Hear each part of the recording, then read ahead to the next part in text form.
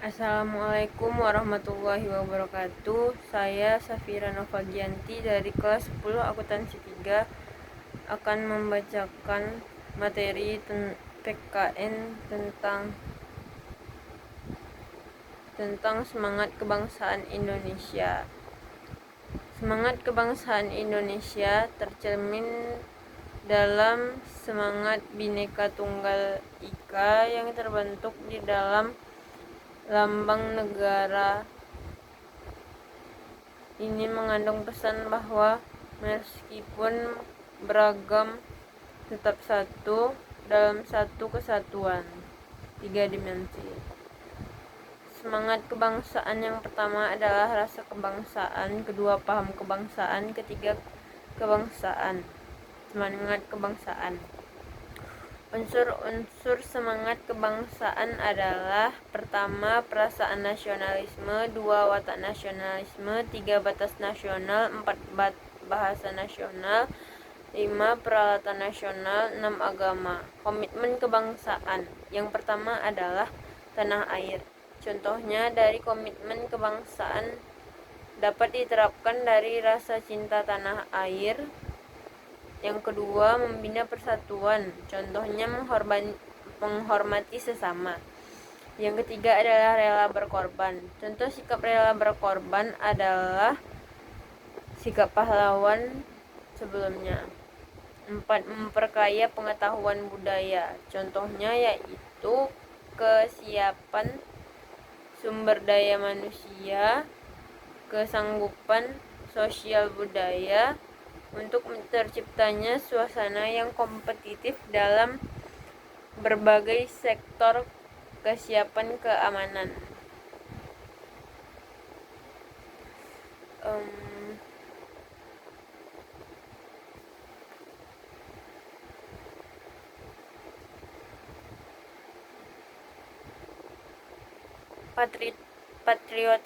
Patriotisme adalah paham dan semangat kecintaan dan kesenaan yang besar kepada tanah air. Patriotisme dibarengi dengan sikap berani, pantang menyerah, rela berkorban demi bangsa dan negara.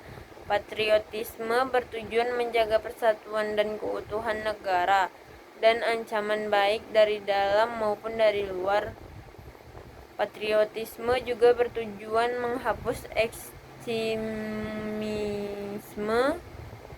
tuntutan yang berlebihan dari hak serta kewajiban warga negara, baik itu bagi suatu individu atau kelompok.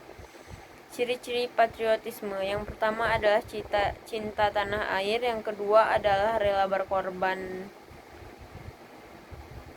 demi masyarakat dan negara, ketiga berjiwa pembaharu, keempat pantang menyerah.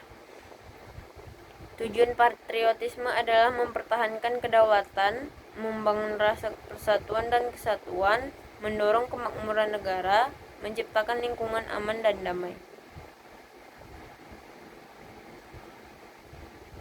Selanjutnya adalah sikap patriotisme dalam kehidupan sehari-hari.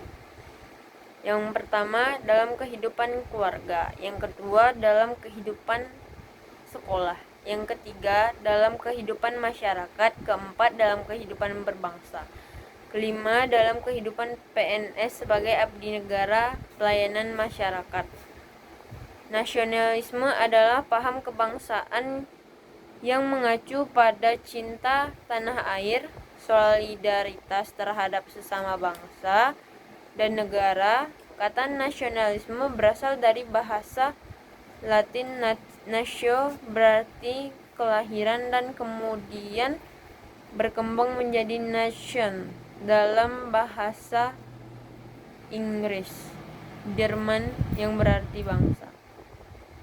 Nasionalisme dapat mewujudkan sikap untuk memperjuangkan negara, maupun sikap nasionalisme adalah merasa senang dan bangga menjadi warga negara.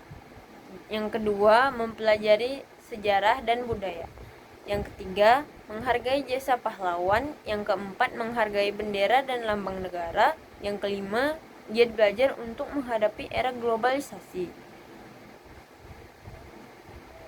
Selanjutnya adalah kedaulatan adalah kekuasaan tertinggi untuk membuat undang-undang dan melaksanakannya. Contoh kedaulatan.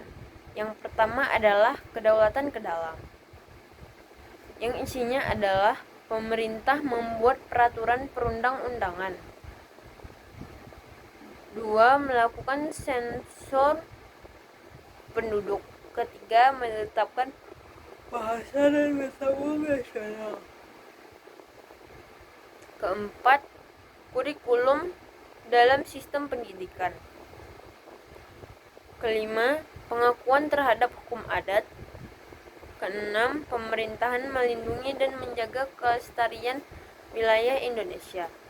Ketujuh, pemerintah mengatur perekonomian negara. Selanjutnya adalah kedaulatan keluar. Isinya adalah menjadi anggota PBB, menjalin kerjasama bilateral, dan yang terakhir adalah mendukung perdamaian dunia. Selanjutnya adalah pengertian kedaulatan menurut bahasa Arab. Kata kedaulatan dalam bahasa Arab adalah daulah atau daulat, yang berarti kekuasaan.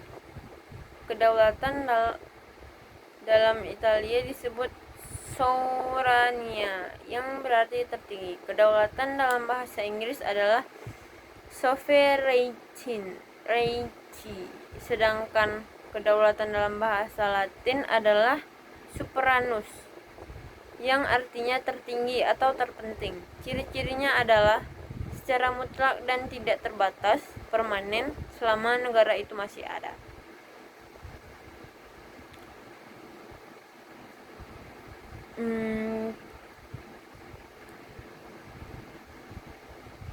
Selanjutnya saya akan membacakan materi bab 4 yang berjudul Pancasila dalam Kehidupan Bangsa. Arti kata Pancasila. Pancasila berasal dari kata bahasa Sanskerta panca, dan sila berarti adab. Maka dari itu, Pancasila yaitu sila kelima atau adab, asas yang dipergunakan sebagai pedoman dalam kehidupan berbangsa bagi seluruh rakyat Indonesia. Selanjutnya, kelima sila Pancasila tertuang dalam alinea keempat pembukaan UUD 1945. Adapun sejarah kelahiran Pancasila pertama kali disampaikan Insinyur Soekarno dalam sidang PPKI pada tanggal 1 Juni 1945. Tanggal 1 Juni kemudian dijadikan sebagai hari lahirnya Pancasila. Pada siang tersebut, Insinyur Soekarno menyampaikan 5 dasar negara Indonesia, kemudian diberi nama Pancasila atas saran teman-temannya yang ahli bahasa. Selain Insinyur Soeharto, tokoh lain juga yang menyampaikan tentang ide dasar negara adalah Mr. Muhammad Yamin dan Profesor Dr. Supomo. Rumusan pada tokoh kemudian disempurnakan oleh panitia kecil dengan sebutan Panitia 9. Kedudukan dan fungsi Pancasila. Pancasila sebagai dasar negara. Kata dasar menurut KBBI berarti alas atau pondasi. Dasar negara merupakan dasar dari penyelenggaraan hidup bernegara. Dasar NKRI adalah Pancasila sebagai dasar negara secara yuridis konstitusional terdapat dalam pembukaan Undang-Undang 1945, Pancasila sebagai dasar negara. Dalam pengamalannya mempunyai sifat imperatif, yaitu bersifat dan memaksa. Pancasila sebagai pandangan hidup atau way of life adalah kesatuan nilai luhur seseorang, masyarakat atau bangsa yang merupakan kristalisasi nilai dan keberanian yang diyakini bangsa tersebut. Pancasila sebagai pandangan hidup bangsa Indonesia berfungsi sebagai pedoman hidup, petunjuk hidup untuk menaiki kehidupan pribadi, masyarakat,